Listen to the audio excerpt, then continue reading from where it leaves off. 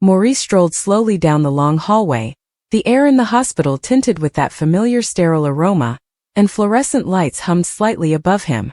His chest felt heavier than usual, and with each stride he could feel memories clinging to the walls. He had spent years on set in hospitals, acting anguish and appearing to be surrounded by loss, death, and healing. But this wasn't a planned scene. This was real. He came to see Tristan Rogers, a friend, co-worker, and brother-in-arms who had been a soap opera regular for decades. Tristan had been a vital part of General Hospital for a long time. The two of them had performed on the same stage, memorizing lines that weaved through epic stories of betrayal, love, and redemption. Maurice was now entering a very different scene, the type that erased all fiction, the kind that reminded everyone in the soap industry that each legacy character was a real person, aging, vulnerable, and human. When Maurice reached the hospital room door, he halted. His hand hovered above the doorknob. He'd seen fans cry at imaginary deaths, breakdowns, and marriages, but this wasn't for the cameras. He braced himself, not knowing Tristan's condition. A nurse walked behind him, nodded quietly, and he gave a courteous grin, his mind racing with recollections. The scenes they shared, the backstage laughs, the days when narratives transformed them into adversaries, allies, strangers, and brothers. The room was quiet, except for the steady beeping of a monitor and the subtle hiss of oxygen. Tristan reclined in the hospital bed, eyes closed, worn down by time and illness. He appeared smaller than Maurice remembered, fragile but unbroken. That resilience stayed around him, like a shawl barely hanging over his shoulders. Maurice went in gingerly, attempting not to disrupt anything, as if even the air may destroy the moment. He approached the bed and breathed softly. "Hey, old friend," he said quietly. Tristan roused, his eyes flickering open. Recognition came swiftly, and with it a feeble but heartfelt smile. Maurice leaned forward and offered his hand, which Tristan clasped with surprising power. They didn't require many words. There was something holy about silence between men who had spent their lives on and off film. Maurice sat in the chair by the bed, clutching his hand and experiencing unexpected emotions. He was not unfamiliar with sadness, hardship, or agony. His personal struggles with mental health had made him intimately familiar with darkness. However, seeing Tristan like this had a different impact. "You didn't have to come," Tristan said, his voice scratchy but filled with appreciation. "Of course I did," Maurice replied. "Do you think I'd let you go through this without a visit?" Tristan giggled quietly and winced. The ache was still present. The sickness was progressing. But the laughing served as a warning that certain sparks would not die, even when the body betrayed them. The two guys sat in silent communion. Maurice looked around the room, noting photos on the bedside table, which had most likely been provided by relatives or fans. A younger Tristan peered back at him from one photo, in full Gitch glory, with Robert Scorpio in his prime. He recalled those days well. The enthusiasm, the banter, the unwavering dedication to narrative. "I've been thinking a lot," Tristan said softly, drawing Maurice's attention back. "Yeah. About everything. The show. Life. Regrets." Maurice nodded. "Me too. A lot more lately. I never saw myself in this position. Lying in bed, thinking how much time is left. I'm wondering if I did everything right." Maurice leaned forward, his voice firm. "You did. You made Robert feel good. Go to the show. You gave them something to hang on to. That matters." Tristan closed his eyes again, allowing the words to sink in. "I still remember your first scene," he replied. "I thought, this kid's gonna stir the pot. And you did." Maurice laughed, shaking his head. "I stirred more than that. You set Sunny on fire. Pain. The edge. It made us all feel better. Made the show better." There was a pause. Both men were wandering through time, recalling memories that blended with reality. Love stories that made headlines. Feuds that reflected actual conflict. Losses that were not totally fiction. Maurice was well aware of Tristan's popularity among the fans. He was also aware of how little most people understood about the toll this profession could take. The grueling hours, the pressure to perform even in the face of personal pain, and the demands of being someone else every day. Tristan had done it all with class and conviction. He had been more than just a character. He has been a symbol of the golden age of GH. I talked to Finola, Maurice replied softly. Yeah. She is worried. We all are. Tristan gave a tiny nod. She's always been like family. We all are, Maurice replied. This is more than just a show. It never was. The quiet deepened. Maurice's eyes started to sting. He tried not to show it, but he felt a surge of emotion pressing against his chest. It wasn't only that Tristan was unwell. It was about the end of an era. About seeing their shared history disintegrate. You're still fighting, Maurice said. Tristan offered him a tired smile. Always have. Maybe it's the Aussie in me. Stubborn as hell, Maurice grinned, wiping his eye. They spoke for more than an hour. The nurse entered once to check vitals, casting a courteous glance at Maurice. Everyone in the hospital seems to grasp what type of visit this was. Not just a celebrity drop-in. A friend saying something that cannot be expressed by words alone. Maurice gradually rose up, squeezing Tristan's hand again. You need to rest. Tristan agreed. Thanks for coming. Really? Maurice stared at him, then down at the floor, then back. I will be back. We're not done. As he walked out of the room, he felt a weight on his shoulders that was equal parts pain and thankfulness. He strolled across the hallway again, but this time more slowly. In his mind he saw Tristan standing on the GH set, yelling commands, smiling slyly, chasing down mobsters and rescuing lives. The action, drama, and passion all came flooding back. Back in his car, Maurice sat quietly. He did not start the engine immediately. Instead, he let himself cry. It wasn't loud. It was not explosive. It was the gentle weeping of a man who had just realized the passage of time. He cried for Tristan. For the show. For the moments they'd never get back. Later that week, Maurice made the story public. Some details were intimate and holy. However, he told the followers that he had visited Tristan in the hospital, and it had shattered his heart. He wanted people to understand how much these actors meant to each other. How deep the ties went beneath the scripts and situations. The reaction was quick. Fans expressed their love for Tristan by sending notes, posting memories, and sharing their favorite Robert Scorpio moments. They hashtagged old films, clips of spectacular rescues, and emotional farewells. People talked on how he influenced their childhoods, and how they watched GH with their parents and grandparents. A single character connects multiple generations. That is what Tristan had built. This was his legacy. Maurice went through many of the comments, and each one felt like a stitch holding the group together. The world was so divided and chaotic. But in these moments people banded together, for a man who had given so much while asking for so little. He visited the hospital several times after that. Every visit was different. Some days Tristan was stronger, cracking jokes and insisting on returning to set. Other days he was silent and reflective, gazing out the window at the fading sky. Maurice delivered stories. He delivered news from the set. Sometimes he'd just sit with him and watch previous episodes on his tablet. They'd scoff at the awful haircuts, the elaborate storylines, and the implausible medical miracles. But beneath it all lay reverence. During one of these encounters, Tristan stated, I believe what worries me is not the end. It is being forgotten.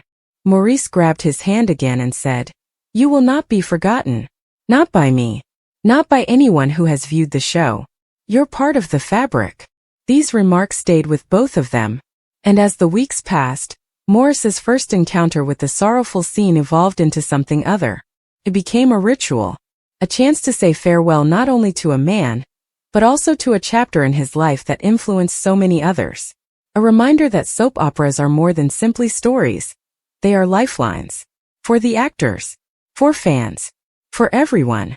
Even when Tristan was unable to speak much, Maurice continued to pay visits. He sat near the bed, sometimes quietly, sometimes humming gently. He told him about new plot twists, Sonny's actions, and the ongoing upheaval in Port Charles.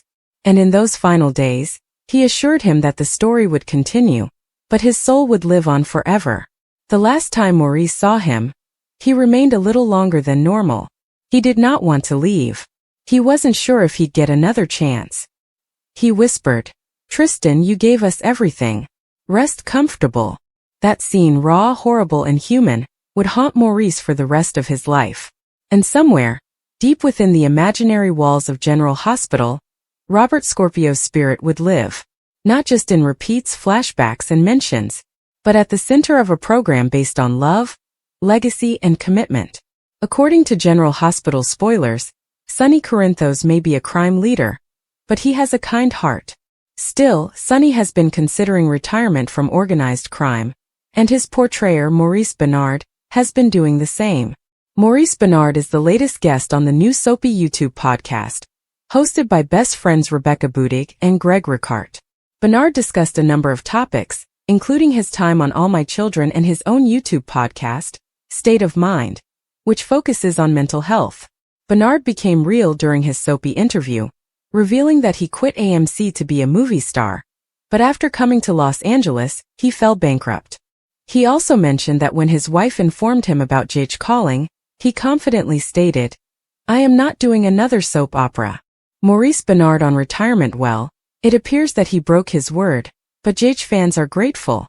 Benard first appeared on the ABC soap in 1993, and is still a significant figure today.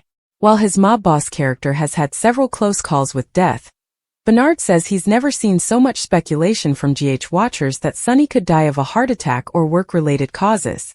Benard chuckled, stating that it could be because they believe he is old and nearing retirement. With that said, Benard discussed retiring, stating, "So right now I'm 62. Perhaps another 2 or 3 years. And then we'll see what happens." Benard has been entertaining GH audiences for over 30 years, and deserves to enjoy his retirement. Anyone who has followed his social media accounts knows that he is a family man who enjoys spending time with his wife, children, and grandchildren. Even if he does retire, perhaps he can bring Sonny back for occasional special episodes. Maurice Benard has been a fixture on General Hospital for decades, enthralling viewers as the fierce, brooding, and immensely multifaceted mob boss Sonny Corinthos. The prospect of his leaving the soap industry, even cautiously, is like shifting tectonic plates in the soap opera cosmos. When someone like Maurice mentions a prospective 3-year retirement timeline, it's more than just a casual remark. It's a signal, a tremor that reverberates around Port Charles and touches the emotions of devoted followers who have followed his career since the early 1990s. While the news may feel like a last goodbye, there's a deeper emotional core to this revelation. One that's about legacy, healing, and what it means to walk away from something you've put your heart and soul into for almost 3 decades. Maurice's comments are neither abrupt nor reactive. They are serious, measured, and based on years of contemplation. He has always been upfront about his mental health, using his platform as both a celebrity and an advocate. In recent years, his interviews and social media posts have revealed a man who is acutely aware of his mental and emotional boundaries. That self-awareness now extends to how he discusses his future on General Hospital. He talks without drama or finality, but with a quiet resolve, as if he has been carrying the weight of fame, narrative, and emotional performance for so long that he sees the horizon differently. On paper, 3 years seems like a long time, but for admirers who have followed him for more than 3 decades, it's a blink. He is not making an abrupt exit. Instead, he is preparing both himself and the audience for a gradual change. That grace and thoughtfulness reflect his regard for Sonny, the program, the fans, and himself. This is not a decision made lightly. It is infused with the weight of history and the tenderness of love for a part that has transformed people's lives, including his own. One of the challenges Maurice faces is the sheer size of Sonny Corinthos. This is more than simply a character. It's a personality that is profoundly embedded in General Hospital's DNA. From love entanglements to mafia battles, tragic losses to moments of fragile humanism, Sonny represents contradiction and depth. And Maurice has inhabited every layer of that conflict with such nuance that distinguishing the man from the persona is nearly impossible. Retiring entails more than simply leaving a set or plot. It is about deconstructing a part of himself that he has fostered for the majority of his adult life. It's about saying goodbye to a daily regimen that has helped him find his rhythm, connections, and sense of purpose. That is why the term 3-year plan refers to a process rather than a strategy. It's a method of letting go that acknowledges everything Sonny has meant to him, as well as to the spectators. Maurice has frequently stated that his emotional state is inextricably linked to Sonny's. The highs and lows, the intensity of the scripts, and the dark corners of Sunny's psyche have all forced Maurice to dig deep, often at tremendous personal cost. He's had to live with those emotions, and as he gets older, he seems to realize that reliving tragedy, even if it's fictional, has a cost. That recognition comes from wisdom, not exhaustion. It comes from understanding the distinction between strength and sustainability. There's also the reality that General Hospital isn't static. It's always evolving. Characters come and go, plotlines twist unexpectedly, and the show constantly reinvents itself to remain contemporary and compelling. Maurice's awareness of evolution is likely to influence his decision. Perhaps he sees an opportunity to pass the torch to younger characters, allowing the next generation of performers to go ahead, while he focuses on other elements of his life and profession. It marks a transition from being the heartbeat of Port Charles to being a legend in its folklore. Fans, understandably, react with a mix of sadness and compassion. Many can't fathom the canvas without Sunny. His interactions, particularly with Carly, Jason, Dante, Nina, and even Ava, contribute to the show's emotional foundation. His presence in any scenario captures attention and anchors stories in emotional truth. To picture Port Charles without Sunny is to imagine a world that has lost one of its most reliable anchors. However, it is vital to stress that Maurice is not disappearing. Even while he talks retiring, he remains intensely present. His podcast, State of Mind, is a compelling monument to his continued efforts to improve mental health awareness. He's more than just a soap opera actor. He's a storyteller, an advocate, and a very observant person who is always evolving. If anything, his candor about perhaps going away increases supporters' admiration for him. Transparency has traditionally been one of his most valuable gifts. He isn't scared to talk about his own challenges.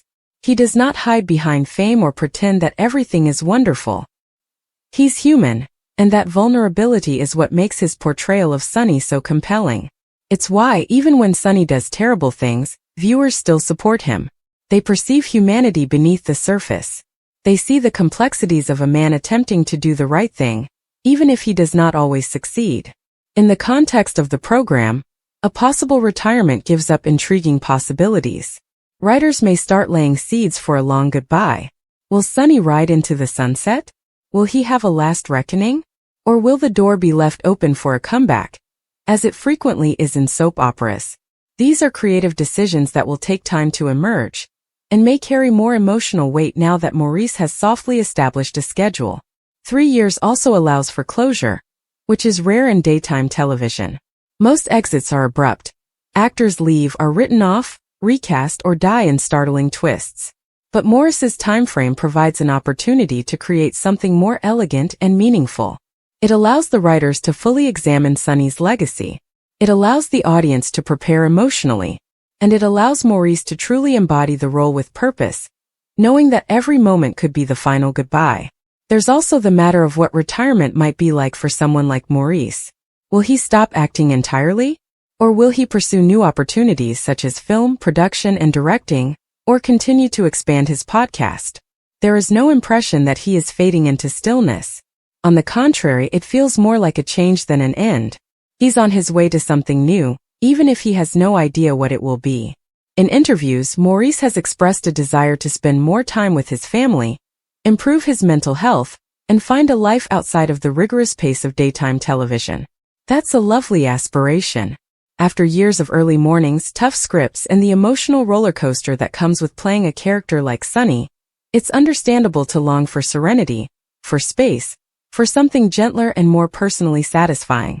His supporters, many of whom grew up with him, understand this yearning. They've witnessed his development both on and off screen. They've followed his journey from grief to perseverance, advocacy, and triumph. They adore him not only as Sunny, but also as Maurice, a man who has spoken for honesty, vulnerability, and truth in an industry that does not always allow for such qualities. As the next few years pass, there will undoubtedly be tributes, retrospectives, and dramatic plot arcs that depict this gradual goodbye. And when the time comes, whatever it may be, it will be more than just the conclusion of a chapter. It will be a celebration of a legacy. Sunny Corinthos is more than simply a soap opera character. He's an icon, fashioned by a talent who gave his all year after year, scene after scene. While the prospect of Maurice leaving may be upsetting for the time being, there is comfort in knowing it is his decision. He is retiring on his own terms, with dignity, clarity, and a passion for the position that characterized his career. That type of departure is unusual. Even in their sadness, fans will hold this in high regard. Maurice's 3-year timetable is a generous offering. It's time for fans to enjoy every storyline, twist, and dramatic monologue. It's time for the writers to create something truly memorable. And it's time for Maurice to look ahead. Not with fear or despair, but with thankfulness, courage, and the eagerness to find out what happens next. Sonny Corinthos may one day disappear from our screens, but his impact on Port Charles, and the hearts of millions, will endure. And as for Maurice Benard, the man behind the legend, his journey is far from over. It is merely starting a fresh, courageous, and wonderful chapter.